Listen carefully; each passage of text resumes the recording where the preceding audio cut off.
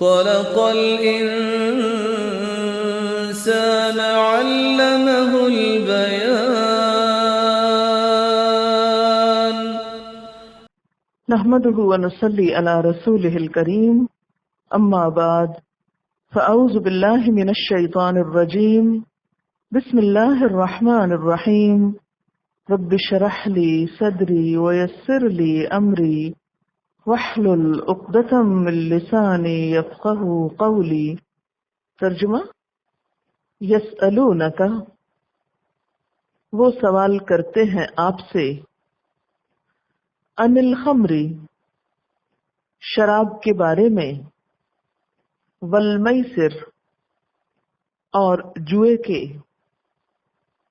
قل، کہہ دیجئے، فیہما، ان دونوں میں، اثم، گناہ ہے، کبیر، بڑا،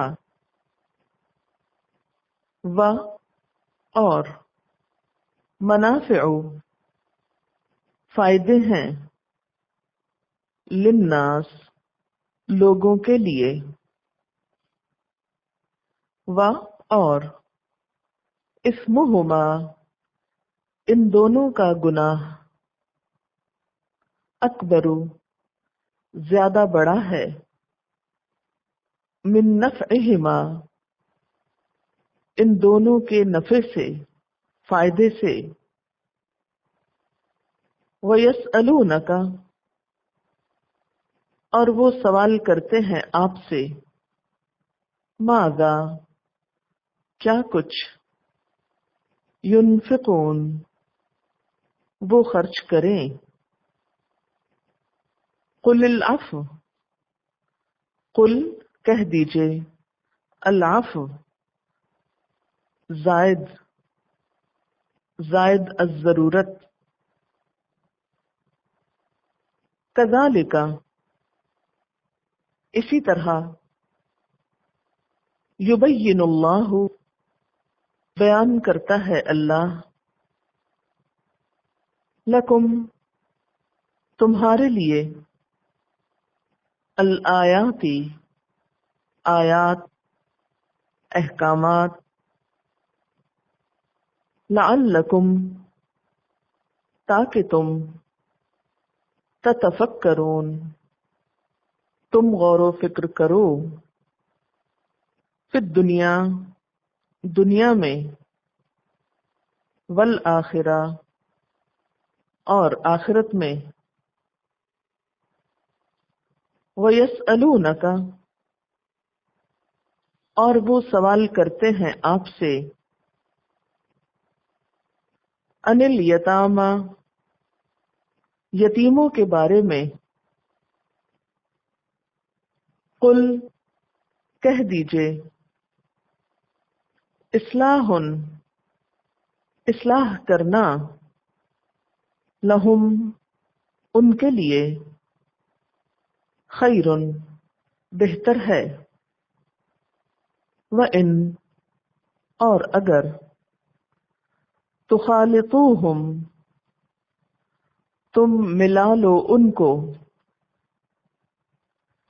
فإخوانکم، تو بھائی ہیں تمہارے، واللہ، اور اللہ، یعلم، جانتا ہے، المفسد، فساد کرنے والے کو، من المصلح، اصلاح کرنے والے سے، ولو، اور اگر، شاء اللہ، چاہتا اللہ، لأعنتکم، البتہ مشکل میں ڈال دیتا تم کو، ان اللہ، بے شک اللہ تعالی، عزیز، زبردست ہے، حکیم، حکمت والا ہے۔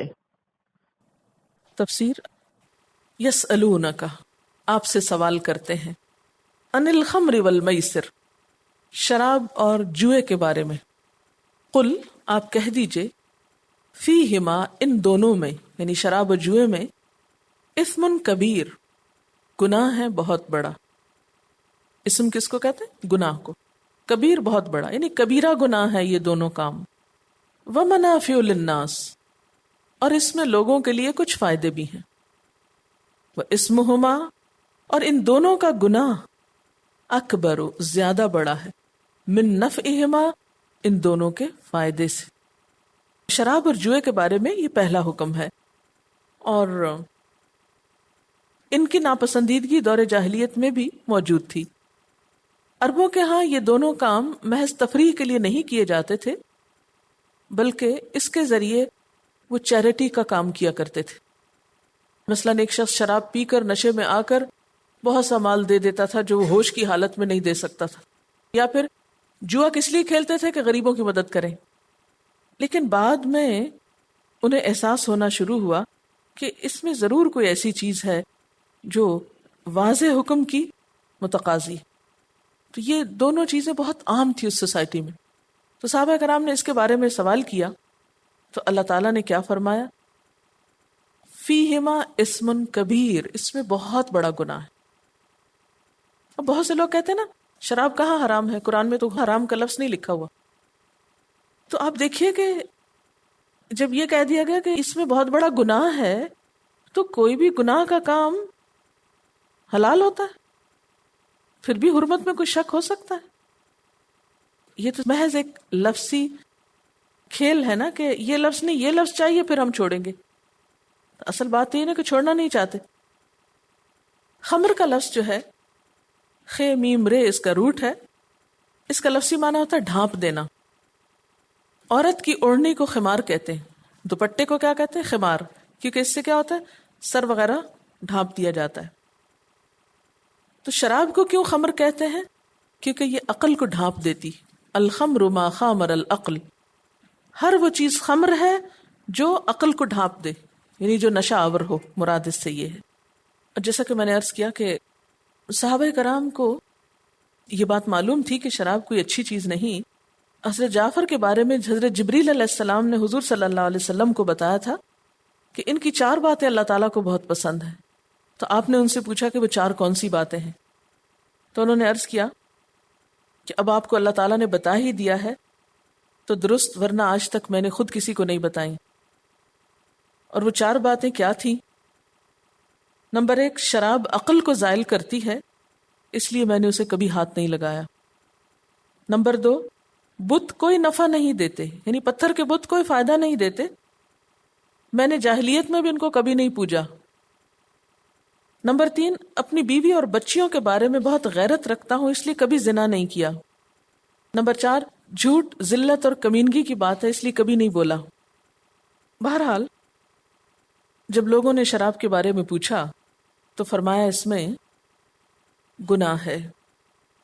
نبی صلی اللہ علیہ وسلم نے فرمایا شراب اور ایمان ایک جگہ جمع نہیں ہو سکتے. حضرت انس رضی اللہ تعالیٰ عنہ سے روایت ہے کہ شراب کے بارے میں آپ نے 10 آدمیوں پہ لعنت فرمائی.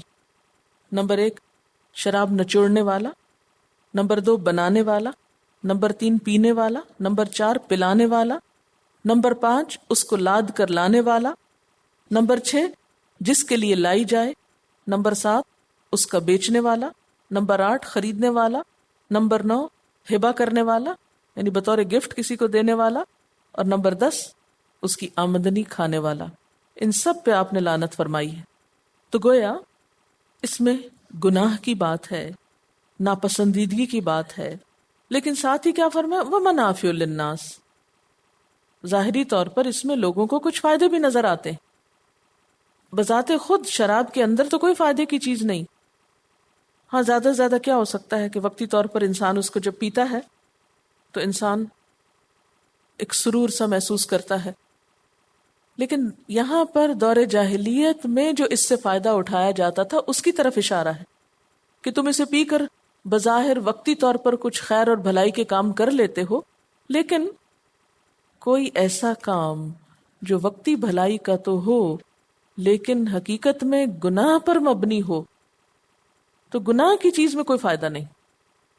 آج کے دور میں بھی آپ دیکھیں نا کہ بہت سے لوگ غلط کام کر کے، گناہ کے کام کر کے کیا جواز دیتے ہیں؟ ہم اس سے غریبوں کی مدد کریں گے. مثلا ایک مشہور کیریکٹر ہے جس کے بارے میں کہا جاتا ہے کہ وہ امیروں کا مال لوٹ لیتا تھا، چوری چکاری کرتا اور پھر غریبوں کی مدد کرتا، اور اس نے جواز کیا دے رکھا تھا کہ میں امیروں سے اس لیے چھینتا ہوں کہ غریبوں کو دے سکوں. تو یہ گناہ کی بات ہے، خواہ اس سے غریبوں کا فائدہ بھی ہو رہا ہے لیکن پھر بھی گناہ کی بات.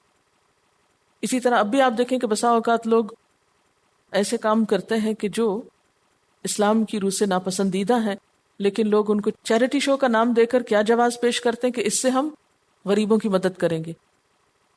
تو غریبوں کی مدد کرنے کے لیے حرام راستہ اختیار کرنا درست نہیں. اگر غریبوں کو دینا ہے تو فی سبیل اللہ دو، ہاں، اور اس کے بغیر بھی تو دے سکتے ہو.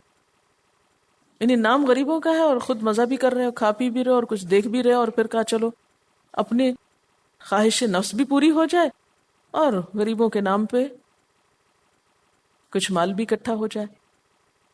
تو ایسا فائدہ غریبوں کو پہنچانا کہ جس کے نتیجے میں کئی مفاسد سامنے آئے، خرابیاں سامنے آئے، وہ درست نہیں. پھر آپ دیکھیں کہ بعض لوگوں نے یہاں پر شراب کے طبی یا جسمانی نقصانات بتائے ہیں. اسم میں وہ چیزیں نہیں آتی، اسم میں اخلاقی نقصانات مراد ہیں. نفع کے مقابل اسم کا لفظ استعمال کر کے قرآن پاک نے واضح کر دیا ہے کہ یہاں اسم کا لفظ طبی نقصانات کے لیے نہیں آیا بلکہ اخلاقی مفاسد اور گناہوں کے لیے آیا. کیونکہ اگر یہاں طبی نقصان مراد ہوتے نا تو پھر کیا کہا جاتا؟ فیہما ضرر کبیر و منافع للناس. نفع کا اپوزٹ کیا ہوتا ہے؟ نقصان ہوتا ہے نا. لیکن یہاں نقصان کا لفظ نہیں آ رہا، یہاں بنیادی طور پر کیا ہے؟ گناہ. کہ شراب کے نتیجے میں بہت سے گناہ سامنے آتے ہیں. مثلا شراب پی کر کیا کیا گناہ ہوتے ہیں؟ بسا اوقات قتل و غارت ہوتی، دوسروں کی مار پیٹ ہوتی. بہت سی عورتوں کے شوہر جو شراب پیتے ہیں بس اوقات وہ مدہوش ہو کر اپنی بیویوں کو مار پیٹ کرتے ہیں. بسا اوقات حرام حلال کی پہچان نہیں رہتی. آپ دیکھیں کہ انسان کو فضیلت کس بنیاد پر ملی ہے جانوروں سے اور دوسری اور مخلوق سے؟ عقل کی بنیاد پر. تو خمر جو ہے یہ کیا کرتی ہے؟ عقل کو ڈھانپ لیتی. جب عقل ہی نہیں رہی آپ کی تو پھر آپ خیر اور شر کا فرق کیسے پہچانیں گے؟ اچھے برے میں تمیز کیسے کریں گے؟ حلال اور حرام کو کیسے جانیں گے؟ پھر بیوی اور بیٹی میں فرق کیسے کریں گے؟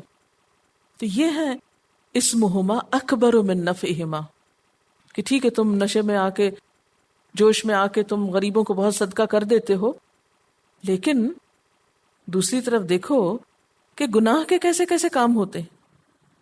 عام طور پر آپ تفاسیر پڑھیں تو اس میں ہوتا کیا ہے کہ وہ گنوانا شروع کر دیتے ہیں، اس سے معدہ خراب ہوتا ہے، اس سے آپ کی صحت خراب ہو جاتی ہے، اور صحت کے نقصانات بہت بتائے جاتے ہیں. وہ بھی آئندہ کسی موقع پہ بتائے جائیں گے. لیکن یہاں جو اسم کا لفظ ہے اس کا معنی گناہ ہے، کہ اس کا گناہ بہت بڑا ہے. یعنی شراب پینے کے بعد گناہ کے کاموں کا دروازہ کھل جاتا ہے.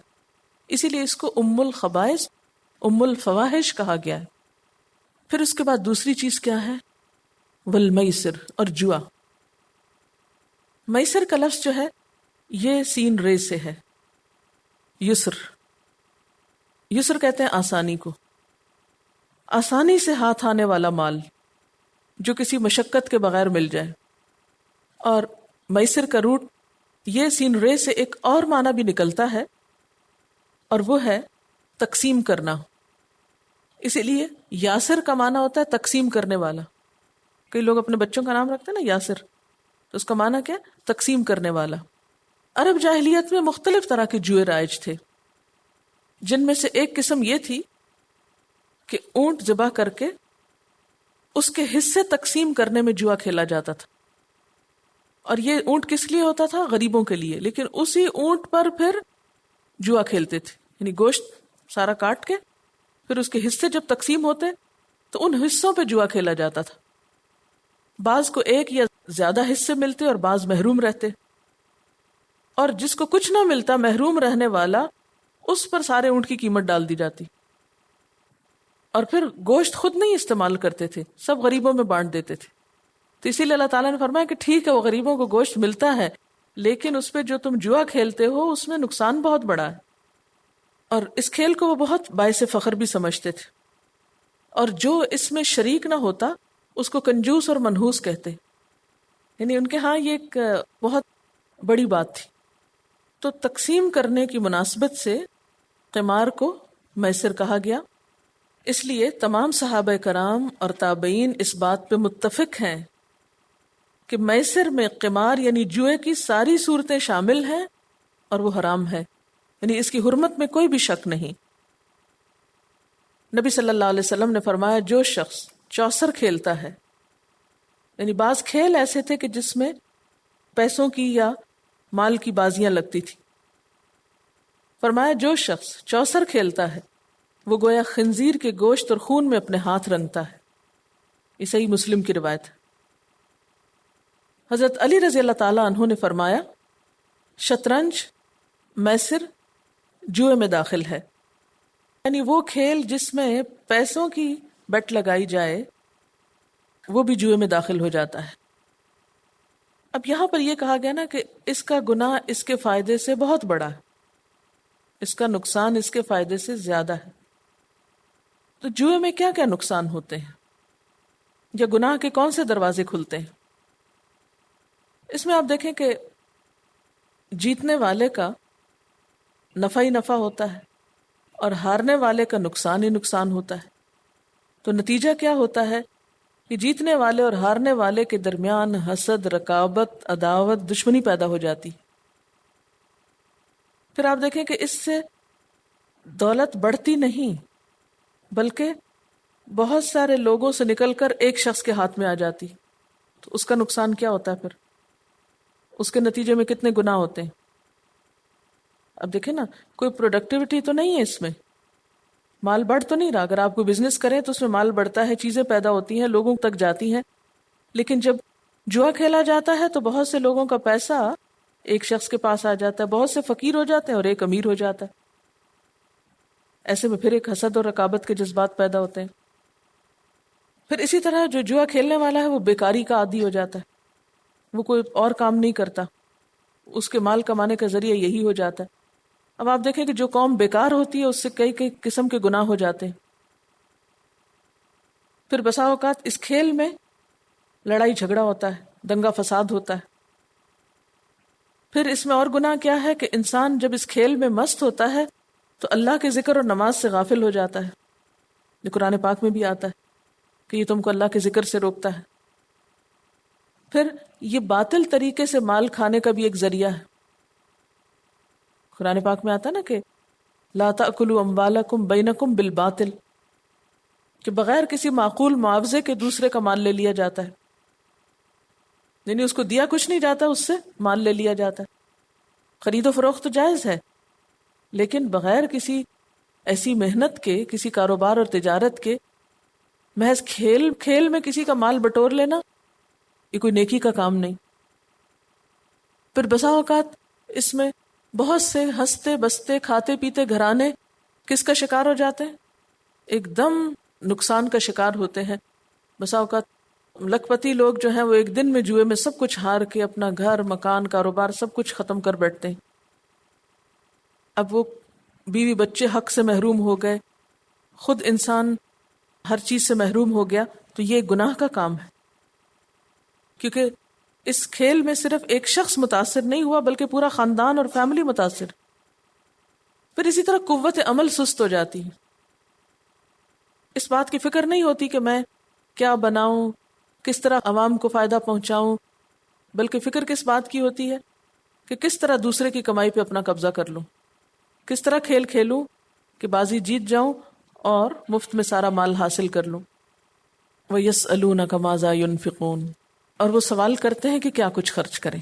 کتنا شوق ہے نا خرچ کرنے کا. اور یہ شوق نیکی کے راستے میں ان کے خرچ کرنے کا تھا کہ نیکی کا کوئی اچھے سے اچھا طریقہ معلوم ہو، خرچ کرنے کی کوئی اچھی سی جگہ پتہ چلے، اچھا طریقہ پتہ چلے، اچھی جگہ پتہ چلے تاکہ زیادہ ثواب حاصل کر سکیں. ہمارا حال یہ ہے کہ اگر ہم نیکی کے کام میں بھی خرچ کرنے لگتے ہیں تو کیا کرتے ہیں؟ نیکی کے کام میں بھی خرچ کرتے ہیں تو کیا کرتے ہیں؟ یہ نہیں جاننے کی کوشش کرتے کہ کہاں زیادہ بہتر ثواب ہوگا، کون سا صدقہ سب سے افضل ہے، یہ نہیں سوچتے، بس جو دل میں آیا دے دیا، جہاں کوئی ضرورت مند مل گیا دے دیا۔ اور پھر یہ سوال بھی تھا کہ کتنا خرچ کریں، قل العفو، کہہ دیجئے جو ضرورت سے زائد ہو۔ عفو عین فے واو اس کا روٹ ہے، اس کا معنی ہوتا ہے کسی چیز کو لینے کا قصد کرنا، ارادہ کرنا، ہر وہ چیز جس کا قصد کرنا اور لینا آسان ہو۔ عفو کا ایک معنی گناہوں سے درگزر کرنا بھی ہوتا ہے، تو یہاں اس سے مراد کیا ہے؟ ہر وہ چیز جو ضروریات سے زائد ہو اور اس کے خرچ کرنے سے تکلیف نہ ہو، کسی مشقت میں نہ پڑے انسان۔ یہ لفظ جو ہے نا عافیت سے بھی ہے، عافیت تو معنی کیا ہوا کہ جو آسانی اور سہولت سے ہو، دل پہ بوجھ نہ بنے، شاق نہ گزرے، وہ خرچ کرو، اور اتنا خرچ کرو، اور ایسا خرچ نہ کرو کہ دینے کے بعد پھر خود مانگنے لگ جاؤ۔ مثلا ایک حدیث میں آتا ہے کہ نبی صلی اللہ علیہ وسلم کے پاس ایک شخص آیا جو انڈے برابر سونا لے کر صدقہ کرنے کو آیا۔ اس نے کہا آپ یہ فی سبیل اللہ لے لیجئے، آپ نے اپنا منہ پھیر لیا، انکار کر دیا۔ بار بار اس نے اصرار کیا اور آپ نے بار بار انکار کیا، آپ نے قبول نہیں کیا وہ صدقہ۔ اور پھر کیا بتایا؟ اس لیے قبول نہیں کیا کہ ایسا نہ ہو کہ یہ شخص یہ دینے کے بعد پھر خود جا کے بھیک مانگنے لگے۔ تو زائد ضرورت خرچ کرنے سے مراد پھر کیا ہے کہ انسان اپنی ضروریات سے جو بچ جائے اس میں دے دے، لیکن ایسا نہ ہو کہ پھر اس کے اپنے اوپر مشقت پڑ جائے اور خود مانگنا شروع کر دے۔ یعنی صرف آج کی ضرورت سے نہیں، کل کی ضرورت کو بھی دیکھ لے، یہ مراد ہے۔ اور اس میں مختلف چیزوں کے لیے مختلف اصول ہو سکتے ہیں۔ مثلا آج آپ نے کھانا کھایا، جو بچ گیا آپ کسی اور کو دے دیں، وہ کھا لے۔ آپ نے اپنے لیے کپڑے بنائے، کچھ کپڑے ایسے ہیں کہ جو آپ روز پہنتے ہیں، آپ کے زیر استعمال ہے، کچھ ایسے ہیں جو سال میں ایک دفعہ بھی نہیں پہنتے اور نہ پہننے ہیں، تو کیا کریں؟ ان کو کسی اور کو دے دیں، کوئی اور استعمال کر لے۔ چلیے اس کی بھی ایک لسٹ بنائی۔ میرے پاس کیا کچھ زائد از ضرورت ہے؟ العفو میں کیا کیا چیزیں آتی؟ العفو میں آئندہ ضروریات کا لحاظ رکھا جائے گا۔ مثلا یہ نہیں ہوگا کہ ابھی موسم بدل رہا ہے، گرمی آ رہی ہے، تو آپ سردیوں کے سارے کپڑے اٹھا کے دے دیں کہ اب یہ میری ضرورت نہیں رہے۔ نہیں، کل پھر موسم بدلے گا تو کیا ہوگا؟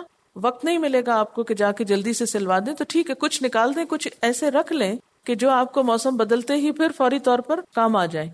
یعنی عفو میں پھر یہ نہیں آئے گا کہ جو آج کام نہیں آ رہا اس لیے اس کو دے دو اور کل ضرورت پڑے تو پھر کسی سے مانگ لو، یہ نہیں کرنا۔ العفو میں کیا ہے؟ وہ چیزیں کہ جو آپ سمجھتے ہیں کہ کبھی بھی کام نہیں آئیں گی، کوئی فائدہ نہیں ان کے رکھنے کا، مثلا چھوٹے ہو گئے کپڑے، یا آؤٹ آف فیشن ہو گئے، یا اور کیا ہوتا ہے، دل سے اتر گئے، تو ایسی چیزوں کو جوڑ جوڑ کے رکھنا، کیا پتہ کبھی ضرورت پڑ جائے۔ اچھا بہت سے لوگ سٹور صاف کرتے ہیں، بہت سی چیزیں باہر نکالتے ہیں، پھر جب دوبارہ رکھنے لگتے ہیں تو ہر چیز کا دوبارہ، کیا پتہ کبھی ضرورت پڑ جائے، ٹوٹی پھوٹی بوتلیں، ڈھکنے، ہر ایک چیز۔ تو ایسی چیزوں کو کیا کرنا چاہیے؟ دیکھ کر نکال دینا چاہیے۔ اس کے بعد کیا ہے؟ كَذَلِكَ يُبَيِّنُ اللَّهُ لَكُمُ الْآيَاتِ لَعَلَّكُمْ تَتَفَكَّرُونَ، اسی طرح بیان کرتا ہے اللہ تمہارے لیے آیات کو، احکامات کو، تاکہ تم غور و فکر کرو، خود غور و فکر کرو۔ اللہ نے تو واضح کر دیا حکم، اب ہمارا کام کیا ہے؟ کہ غور و فکر کرنا۔ کس بات پر؟ کہ اس پر عمل کیسے کرنا ہے، اس کا دنیا اور آخرت میں فائدہ کیا ہے۔ فی الدنیا والآخرہ، دنیا میں بھی اور آخرت میں بھی کسی مال کو خرچ کرنے یا رکھنے کا فائدہ کیا ہے۔ اب آپ اپنی ساری چیزوں پہ کس لحاظ سے نظر ڈالیں گے کہ ان چیزوں کو رکھنے سے میری دنیا میں کیا فائدہ ہے اور ان کو دینے سے میری آخرت کا کیا فائدہ ہے۔ وَيَسْأَلُونَكَ عَنِ الْيَتَامَى، اور وہ سوال کرتے ہیں آپ سے یتیموں کے بارے میں۔ یتامہ یتیم کی جمع ہے، یتیم جس کا باپ نہ ہو اور نابالغ ہو وہ۔ اس سے پہلے یتیموں کے بارے میں 2 حکم نازل ہو چکے تھے، ایک یہ کہ یتیموں کے مال کے قریب بھی نہ جاؤ، اور دوسرا یہ کہ جو لوگ یتیموں کا مال کھاتے ہیں وہ اپنے پیٹ میں آگ بھرتے ہیں۔ اس پر مسلمان بہت کانشیس ہو گئے اور یتیموں کے بارے میں بہت احتیاط برتنے لگے. اگر ان کا مال اس میں سے ہم نے کچھ کھا لیا تو گویا آگ کا انگارہ کھا لیا، اور پھر یہ کہ اس کے قریب بھی نہ جاؤ، تو بہت دور ہو گئے اس سے، اور ان کے مال اور ہر چیز الگ کر دی. اب اس میں بسا اوقات بہت مشکلیں ہوئیں، کیونکہ اصل تو ان کے مال کو نقصان نہ دینا تھا اور اس میں بھی مال ضائع ہونے لگا. مثلا اگر کسی کے گھر میں ایک یتیم بچہ اور اس کا کھانا الگ پکے اور بچے کو پسند ہی نہ آئے اور وہ کھانا گل سڑ جائے تو مال تو پھر بھی ضائع ہو گیا. تو اس پر ایک مسئلہ پیدا ہو گیا سوسائٹی میں کہ اب کریں کیا؟ نہ تو اس کے قریب جانا ہے، نہ اس کو کھانا ہے، اور اگر رکھ چھوڑتے ہیں تو وہ بھی ضائع ہوتا ہے. کریں تو کریں کیا؟ اس پر کیا فرمایا گیا؟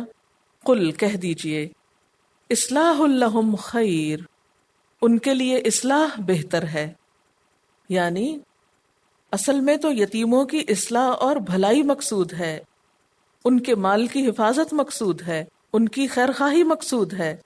تو اصل مقصد پہ نظر رکھو کہ ان کی خیر اور بھلائی اور فائدہ کس میں ہے، نہ کہ صرف ظاہری تفصیلات میں. اصلاح کا کیا معنی ہوتا ہے؟ بگاڑ کو درست کرنا. بھلائی یعنی یتیموں کی بھلائی، فائدے کے لیے ان کا مال لگاؤ. اور اسلام میں اچھی باتوں کی تعلیم و تربیت بھی شامل ہے. نبی صلی اللہ علیہ وسلم نے یتیم کے ساتھ اچھا سلوک کرنے، اس کی بہترین تربیت کرنے پر بہت اجر و ثواب بتایا.